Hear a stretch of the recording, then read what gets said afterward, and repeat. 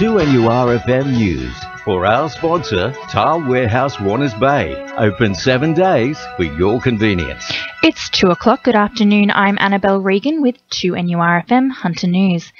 Family friends of Central Coast woman Natalie Donahue are celebrating her miraculous survival after a night in freezing cold temperatures in Bucketeers Yango National Park. She's now resting at home with family, nursing mild hypothermia, cuts and bruises. Stephen Lay from Westpac Lifesaver Helicopter Service says her recovery continues. She is suffering from mild hypothermia after being out in the cold overnight, but she's been reunited with her family and she'll be fine. She's safe. She's well. It's been revealed a police trail bike team were able to locate her whereabouts from tracks leading to Mogo Creek. The State Emergency Service has commenced a review into its handling of April's Dungog flood, which claimed the lives of 3 people. The agency response and flood intel are set to go under the microscope after residents received little to no warning of rising waters, while the drowning deaths of Robin McDonald, Colin Webb and Brian Wilson are subject to a coronial investigation. Meanwhile, Hunter Water has denied speculation valve damage in the Chichester trunk gravity main contributed to the inundation, pointing to the results of an investigation indicating the pipeline was smashed by a fence gate or tree in the rapids. Lake Macquarie Council will be considering a tender from Darracon tonight over the start of the Glendale Transport Interchange. This is a major step forward for the project, which was announced 17 years ago and is expected to cost $135 million in total. Lake Macquarie Mayor Jodie Harrison says the extension of the Glendale Drive and Stockton Drive are particularly important.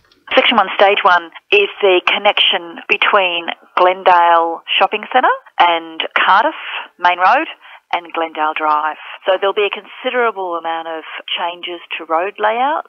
There's some road realignments, but importantly, it's a direct connection between Glendale and Cardiff. And $92 million worth of new infrastructure is being set aside for the eastern end of Lake Macquarie. The plan covers areas such as Charlestown, Valentine, Gateshead and Mount Hutton and aims to cater population increases across the region. Developer contributions are being sought to finance the projects. Newcastle MP Tim Crackenthorpe is calling for the licence of a Stockton service station to be revoked as the site has a number of environmental issues. The Fulton Street Station's Crown land lease is being investigated, with residents asking for remediation of the site and community consultations on the best use of the land. Tim Crackenthorpe says that something must be done. 3 things: revoke the Crown land lease, 2, remediate the land, and 3, consult with the community to establish the best use of the site. The residents are pretty desperate for a service station. So, first of all, people want that reinstated, but also people that just think, well, demolish, clear it off and have more parkland. In finance, the All Ords is up 61.8 points at 57.30, and $1 is buying 78.24 US cents. And briefly, Hunter businessman Hilton Grushon has weighed in on the effort to flood-proof Testus Hollow in the wake of last month's storms.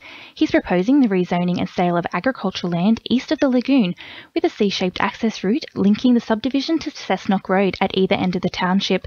Maitland Mayor Peter Blackmore says it could prove to be a contentious but creative solution. It's something that's not going to please everybody, but it gets the idea out there and have people making comment as to possibilities that we can alleviate and give relief to people in these areas when the road is cut again. Sport for our sponsor, NewcastleCheapestCars.com.au. The Newcastle Knights are hoping an extra day's rest will help them string back-to-back wins together for the first time since round 5 when they take on the Broncos tonight.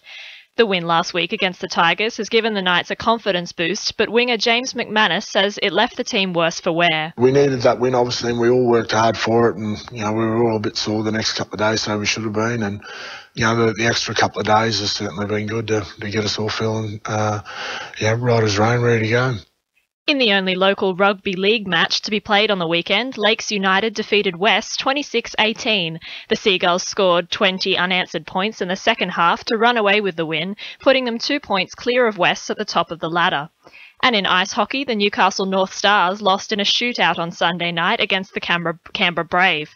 Trailing 3-0 in the third period, the North Stars fought back to tie the game 4-4, but Canberra goaltender Josh Eunice was unbeaten in the shootout.